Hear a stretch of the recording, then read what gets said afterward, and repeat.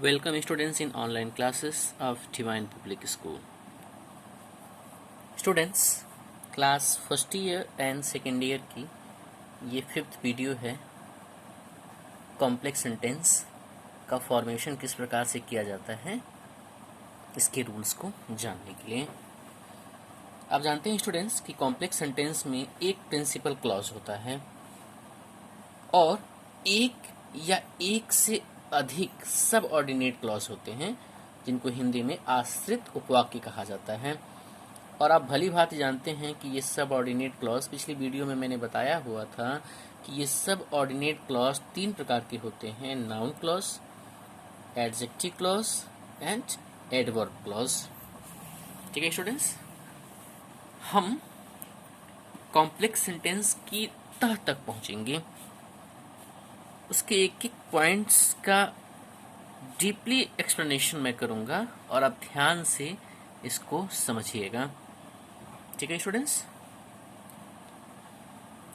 बात अगर स्टूडेंट्स सर्वप्रथम नाउन क्लॉज की किया जाए तो सबसे पहली इसकी विशेषता मैंने लिखा हुआ है कि हिंदी वाक्यों में नाउन क्लॉज की से सामान्यतः प्रारंभ होता है। एक एग्जाम्पल यहाँ देख लीजिए, यह निश्चित नहीं है कि वह आएगा, तो कि जो है ये सेंटेंस में आपको मिल जाएगा सामान्यतः। कुछ और एग्जाम्पल, मैं नहीं जानता हूँ कि वह कहाँ रहता है, सत्य यह है कि वह एक चोर है, जो कुछ तुम्हारे अध्यापक कहते हैं उस पर ध्यान दो, यह खबर कि उसने घर छोड़ दिया है सही है। अभी जितने भी मैंने हिंदी सेंटेंसेस को रीड किया, ये स्टूडेंट्स नाउन क्लॉज के एग्जाम्पल्स हैं। आप देख रहे हैं कि सब में लगभग की का प्रयोग मिल जा रहा है। स्टूडेंट्स, अगर सबऑर्डिनेट क्लॉज असर्टिव है, सबऑर्डिनेट क्लॉज और उसमें नाउन क्लॉज का यूज किया गया है, और अगर उस सेंटेंस का स्ट्रक्चर असर्टिव है, तो जो कि हिंदी का वर्ड है, जब इसको इंग्लिश में ट्रांसलेट करेंगे तो इसकी इंग्लिश क्या आएगी, दैट आएगी। आप यहाँ एग्जाम्पल में देखिए, I know that he will not come to my house. I know, मैं जानता हूँ, दैट कि वह मेरे घर नहीं आएगा।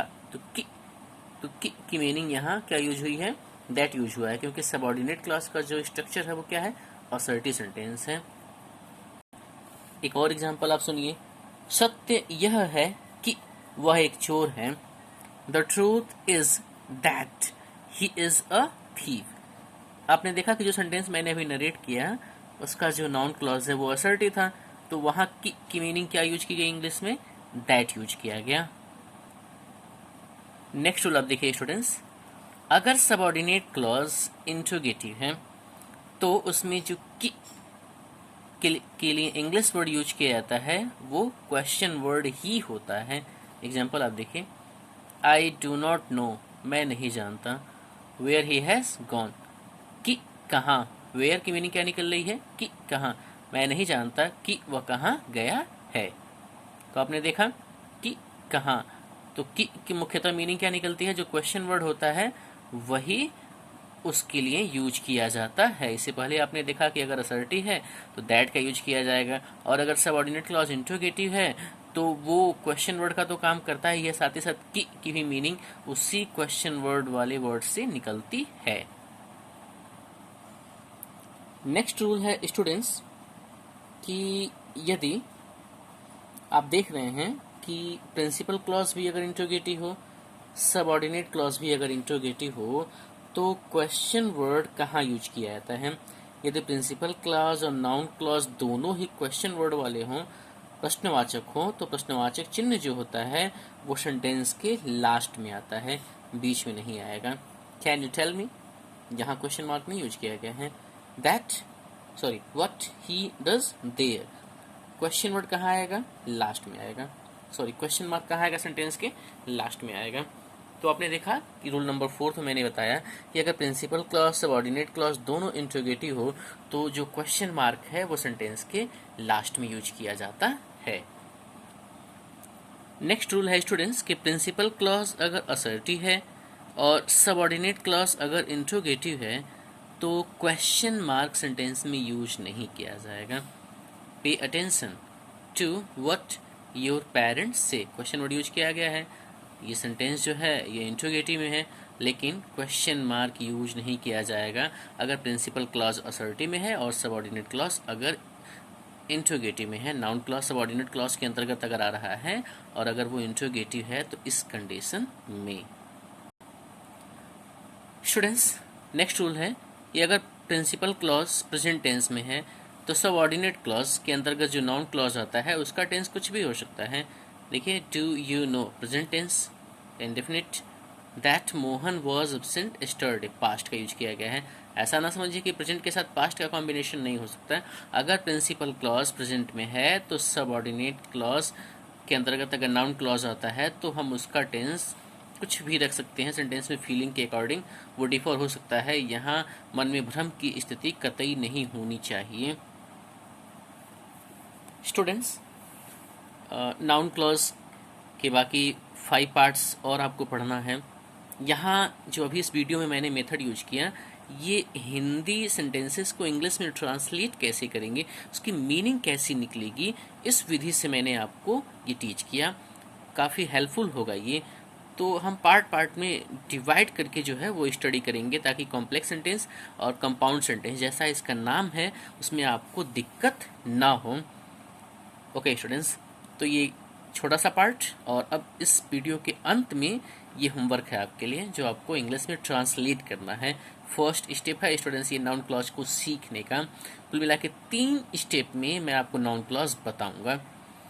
हिंदी सेंटेंस आप नोट कर लीजिए जो आपको इंग्लिश में ट्रांसलेट करना है। मुझे बताओ कि वह कहाँ रहता है। सेंटेंस नंबर 2, क्या तुम जानते हो कि मोहन एक गरीब लड़का है। सेंटेंस नंबर 3, जो कुछ तुमने कहा सत्य है। सेंटेंस नंबर 4, मुझे बताओ कि मेरा मित्र कहाँ चला गया। सेंटेंस नंबर 5, मैं जानता था कि वह नहीं आएगा। स्टूडेंट्स, इस वीडियो में मैंने आपको ये बताया कि हिंदी सेंटेंसेस जिसमें नाउन क्लॉज अगर आता है तो उसकी विशेषता क्या होती है और फिर उसका ट्रांसलेशन कैसे किया जाएगा। ठीक है, ये मैंने इस वीडियो में बताया। सेकंड वीडियो में नाउन क्लॉज के सेकंड वीडियो में स्टूडेंट्स ध्यान दीजिएगा, नाउन क्लॉज का जो सेकंड वीडियो होगा उसमें उसके जो 5 पार्ट्स होते हैं मैं उसके बारे में एक्सप्लेन करूंगा। ठीक है स्टूडेंट्स, और जो थर्ड वीडियो है उस थर्ड वीडियो में हम ये जानेंगे कि कई सारे सिंपल सेंटेंसेस दिए गए हों और उन सिंपल सेंटेंसेस को मिलाकर एक कॉम्प्लेक्स सेंटेंस आप कैसे बनाएंगे जिसमें फिलहाल नाउन क्लॉज यूज किया गया हो to be continued, adjective clause use किया गया हो या फिर एडवर्ब क्लॉज का यूज किया गया हो। स्टूडेंट्स, फर्स्ट ईयर और सेकेंड ईयर में कॉम्प्लेक्स सेंटेंस, कंपाउंड सेंटेंस और सिंपल सेंटेंस बहुत इंपॉर्टेंट हो जाता है। इस चैप्टर्स को आप प्रिपेयर कीजिए पूरे ध्यान से, पूरे मनोयोग से।